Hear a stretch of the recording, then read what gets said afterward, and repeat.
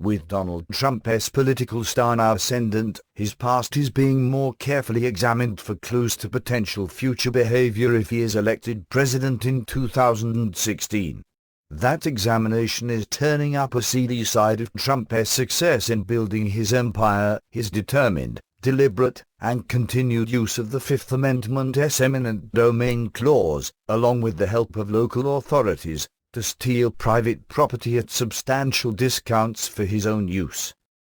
The relevant language from the amendment is clear, or should be, nor shall private property be taken for public use without just compensation. His approach is simplicity itself. Dazzle the local rubs with dreams of skyscrapers, 21st century amenities, national and international acclaim, and tax revenues, lots of tax revenues. Use local authority to condemn the private properties standing in their way, forcing their owners to give up their properties at a discount, all the while claiming public benefits that would result from the theft.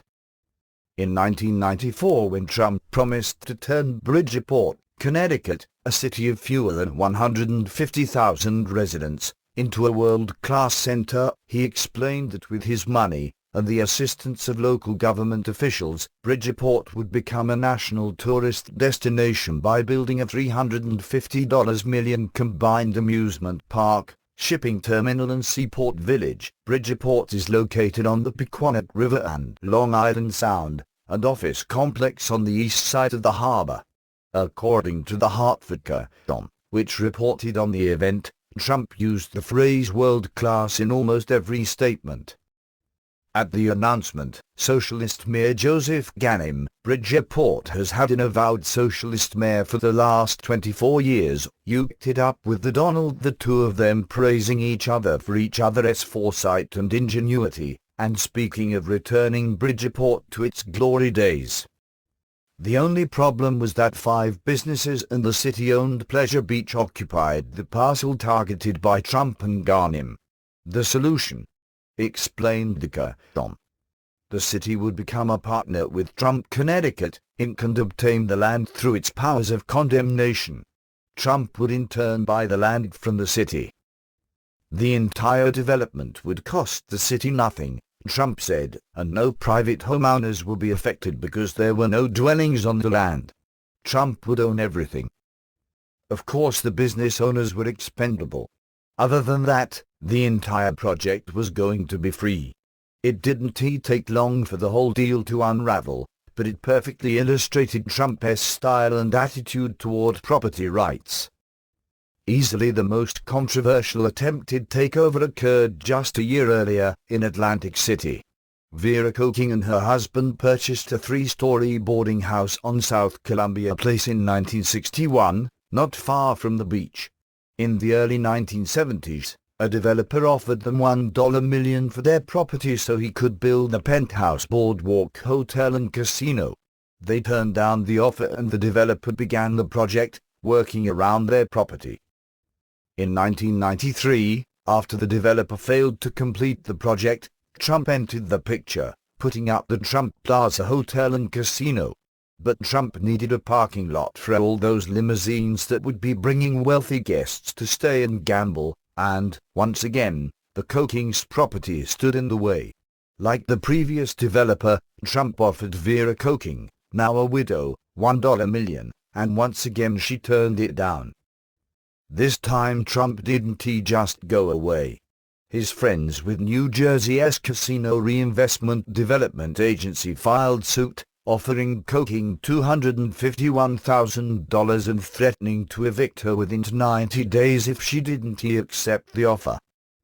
Enter the Institute for Justice, which took on the case for the widow, pro bono.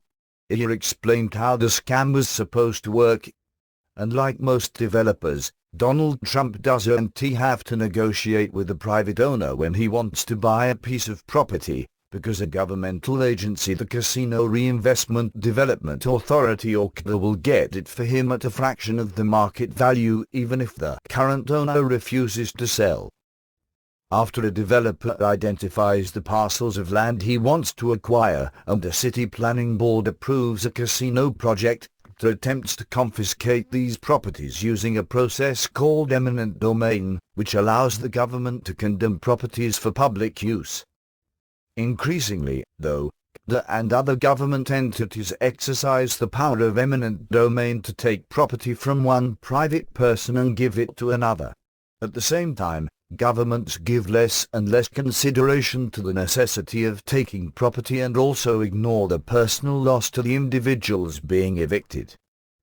After 4 years of court battles, a state judge threw out the case, ruling for Coking on the ground that there was no guarantee that Trump would use her land for the specified purpose of building a limousine waiting area for his hotel complex. When John Stossel confronted Trump over the matter, the following revealing conversation took place. Stossel: in the old days, big developers came in with thugs with clubs. Now you use lawyers. You go to court and you force people out. Trump: excuse me. Other people may use thugs today. I don't. I've done this very nicely. If I wanted to use thugs, we wouldn't have any problems. It would have been all taken care of many years ago. I don't do business that way. We have been so nice to this woman. Stossel: let her stay. Basic to freedom is that if you own something, it is yours. The government doesn't just come and take it away. Trump: do you want to live in a city where you can build roads or highways or have access to hospitals? Condemnation is a necessary evil. Stossel: but we're not talking about a hospital. This is a building a rich guy finds ugly. Trump: you're talking about at the tip of this city lies a little group of terrible tenements, just terrible stuff. Tenement housing. Stossel: so what? Trump: so what? Atlantic City does a lot less business, and senior citizens get a lot less money and a lot less taxes and a lot less this and that. In 2005, the Supreme Court lined up with Trump by stretching the language of the Fifth Amendment out of all recognition. The court ruled in Keller v. City of New London that the governmental taking of property from one private owner to give to another in furtherance of economic development constitutes a permissible public use under the Fifth Amendment. In an irony of ironies, Suzette Kellow's little pink house in London, Connecticut, was demolished and the planned development project never took place. Today, where her house once stood is now a public dump. Vera Coking moved out of Atlantic City in 2010 and her son put the contested property on the market, asking $5 million. In September 2013 the price was reduced to $995,000. On July 31, 2014 the property was sold at a public auction for $530,000, bought by billionaire investor Carl Icahn, who had the property demolished.